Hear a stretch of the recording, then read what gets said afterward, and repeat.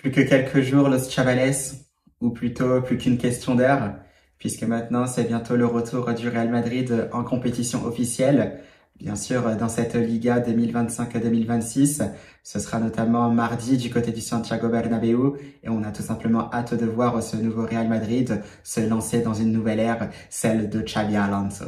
Buenas a todos y a todas, j'espère que vous allez bien. C'est Baki Koune de Madrid. On se retrouve pour une nouvelle vidéo, bien évidemment à propos du Real Madrid et surtout avec beaucoup de joie, beaucoup justement d'envie, beaucoup d'enthousiasme pour le début de cette saison 2025-2026 puisque ça y est, le Real Madrid va enfin lancer ses compétitions avec cette Liga et ce premier match du côté du Santiago Bernabéu ce mardi 19 août à 21h face à Osasuna. Et justement, on va débriefer sur cet avant-match-là. Vamos! Eh bien, Los Chavales, toujours un plaisir.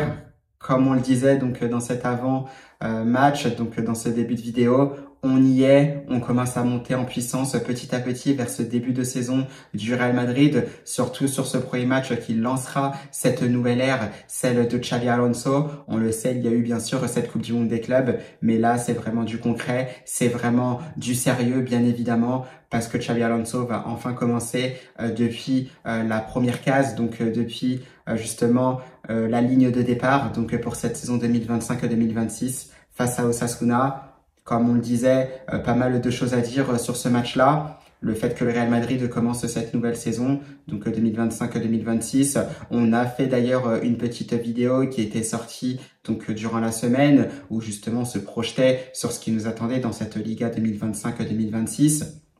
Bien évidemment, un Atlético de Madrid, un Real Madrid, un FC Barcelone qui sont vraiment les trois épouvantails de cette Liga. Ce sont souvent ces trois mêmes équipes qui finissent aux trois premières places de ce championnat. Après, dans quel ordre? Ça dépend bien sûr des saisons, même si on a beaucoup plus tendance à retrouver le Barça et le Real Madrid. Ça peut arriver justement des fois que ça soit l'Atlético qui s'empare du trophée. On l'avait vu notamment lors de la saison 2020-2021 ou encore lors de la saison 2013-2014.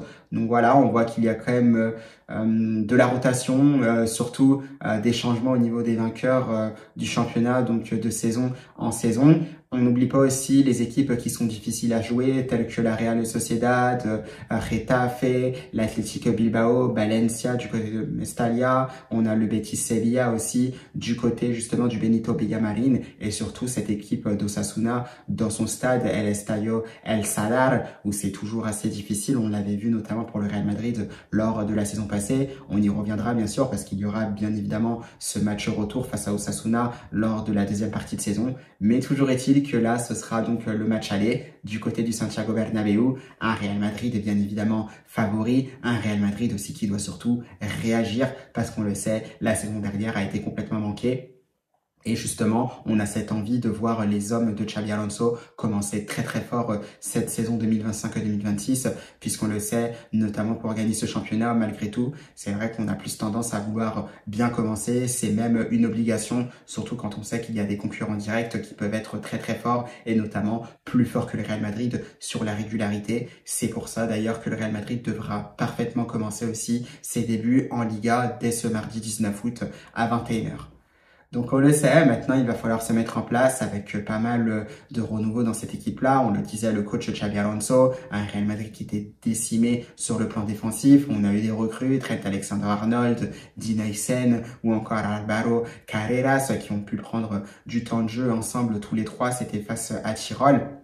Bien sûr, Tirol, qui était un adversaire quand même bien en dessous du Real Madrid, mais par rapport à un bloc bas défensif que les Autrichiens ont montré, eh bien c'est justement dans ce secteur-là, dans ce domaine-là, dans cet aspect-là, dans ce contexte-là qu'on peut se retrouver face à Osasuna. Donc ce mardi, un Osasuna qui pourra rester quand même assez bien regroupé derrière, qui va essayer d'empêcher le Real Madrid de mettre du rythme dans ce match, essayer pourquoi pas de piquer cette équipe du Real Madrid en contre. On le sait, ce sera quand même un gros test déjà d'entrée pour cette équipe du Real Madrid, puisqu'on a quand même un des meilleurs attaquants de la Liga, donc à savoir Ante Boudimir, Très bon attaquant, vraiment rugueux, très difficile aussi à bouger, qui conserve bien le ballon dos au but, qui est capable aussi de s'imposer dans les duels aériens. Donc vraiment très dangereux Budimir, ça marque facilement 15 à 20 buts à chaque saison. Donc on le sait, élément très important à surveiller pour le Real Madrid, tout en sachant aussi que Osasuna, c'est une équipe aussi qui n'a pas forcément changé par rapport à la saison dernière, à une exception prête, parce que je n'étais pas sûr. Mais oui, Brian Zaragoza n'est plus du côté de Osasuna. Le jeune ailier maintenant est du côté du Celta de Vigo, donc c'est vrai que ça fait énormément moins pour Osasuna. Un Osasuna aussi qui faisait partie des meilleures équipes quand même d'un aspect général en Liga, qui aura quand même fini 9e de ce championnat. Ils étaient à quelques détails près d'avoir une qualification justement pour la Conference League, il me semble. Donc voilà, on le sait, ça joue quand même assez bien, surtout quand ils sont chez eux à l'Estadio El Sadar. Alors c'est vrai que ça peut être un peu plus difficile quand ils sont à l'extérieur. Donc voilà, il faudra en profiter pour le Real Madrid, surtout à domicile. On a les arguments justement pour bien sûr mettre cette équipe d'Osasuna en difficulté. On le sait, c'est évidemment pas sur ce genre de match-là qu'on va attendre le Real Madrid. Comme moi je l'ai dit dans plusieurs vidéos, ce sera au fur et à mesure justement et plus à long terme dans cette saison-là. Quand évidemment les tournants clés de la saison vont arriver, c'est là qu'on attendra le Real Madrid. Mais déjà, pour espérer vivre ce genre de moment, il faut prendre vraiment des points face à des équipes qui sont largement à la portée du Real Madrid. C'est le cas d'Osasuna. Donc voilà, on le sait, c'est ce qui se passera. Un Real Madrid qui devrait théoriquement avoir le ballon. Attention aux fautes de déconcentration et surtout au fait de ne pas se faire prendre en contre-attaque par cette équipe d'Osasuna. Maintenant, on a vu, il y a eu des arrivées, encore une fois, celle de Mastantuono qui s'est présenté donc dans la semaine. Voilà, des mots très très importants, qu'il est prêt à tout donner pour le Real Madrid. On est vraiment très heureux d'avoir un joueur prêt à tout donner pour le Real Madrid. Maintenant, ça reste que des paroles, il faut le montrer désormais sur le terrain. Mais il a quand même dit des choses intéressantes, le jeune Argentin, avec le fait qu'il était beaucoup plus à l'aise. Il a cette habitude justement de jouer côté droit, d'occuper l'aile droite. On le sait parce que ça peut mettre aussi beaucoup d'équilibre justement dans ce que va proposer le Real Madrid offensivement. Parce qu'on le sait, ça avait plus tendance à pencher vers le côté gauche. Là, avec un joueur aussi potentiellement qui aime bien occuper un côté droit, ça peut permettre au Real Madrid d'être beaucoup plus versatile dans les phases offensives. Et ça, c'est très très intéressant. Après, est-ce que Mastantuono sera tout le temps titulaire? Ça, je ne pense pas. Je pense qu'il y aura pas mal de turnover dans cette équipe du Real Madrid à certains postes clés parce que tout le monde n'est pas titulaire discutable. Donc, on attend de voir ce que ça va donner petit à petit, mais très très heureux de voir justement l'arrivée de ce crack argentino et on peut tout simplement voir ce qu'il sera capable de faire dans cette équipe du Real Madrid. Maintenant, voilà, après, on va voir, parce qu'il y aura certainement la conférence de presse de Xabi Alonso, à voir si elle sera demain, donc dimanche, ou voire lundi, parce que généralement, c'est vrai que ça peut être un jour avant le match. C'est vrai qu'avec Carlo Ancelotti, c'était souvent un jour avant le match, donc ce sera peut-être lundi pour Xabi Alonso. On suivra bien sûr de très près ce que dira le coach espagnol. Vous pourrez retrouver d'ailleurs des shirts ou des contenus TikTok par rapport à cette conférence de presse. Pareil aussi pour des posts un peu plus statiques, donc en photo, avec justement des citations. On suivra bien sûr cette conférence de presse de Xabi Alonso. Donc voilà, on a vraiment hâte de voir cette équipe du Real Madrid lancer cette compétition avec une composition probable. Donc ça, c'est la mienne, on verra ce qui sera donné, mais de ce qu'on a vu, ça peut ressembler à ce qu'on a vu face à Tirol, avec Thibaut Courtois aussi dans les buts, Alexander Arnold avec Dino Isen, Militao et Alvaro Carreras en défense.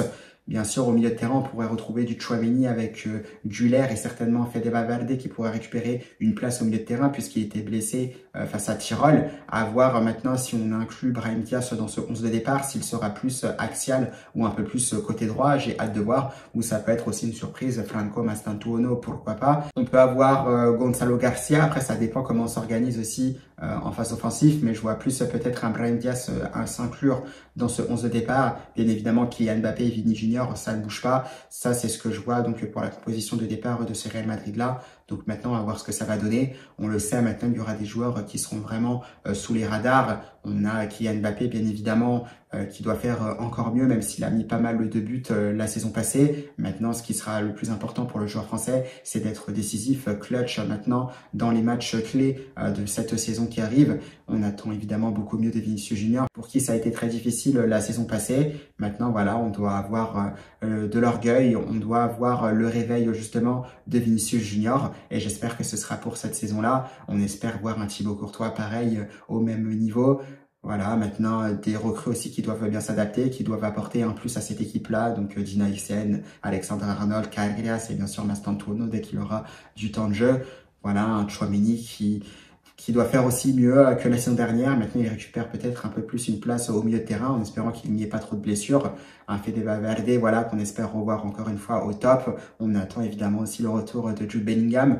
Donc voilà, tout a l'air d'être en place pour cette équipe du Real Madrid pour réaliser une belle saison, même s'il manque toujours ce milieu de terrain. Qu'on cherche tant, qui est capable d'organiser le jeu donc d'un peu plus bas pour trouver un peu plus haut des joueurs justement comme Güler ou Bellingham qui eux sont capables de mettre Kylian Mbappé ou Vinicius Junior dans de parfaites conditions. Pareil pour Rodrigo Goes aussi dès qu'il a la possibilité de jouer. On attend toujours de voir si le Brésilien restera ou ne restera pas au Real Madrid, mais c'est vrai qu'on a l'air vraiment très enthousiaste à l'idée de voir ce nouveau Real Madrid jouer et de gagner potentiellement des trophées et faire enfin ce triplé qu'on attend. On verra si ce sera pour cette saison-là. Mais dans tous les cas, on est vraiment très content. Maintenant, vous savez, le Chavales, on peut pas dire grand-chose de plus.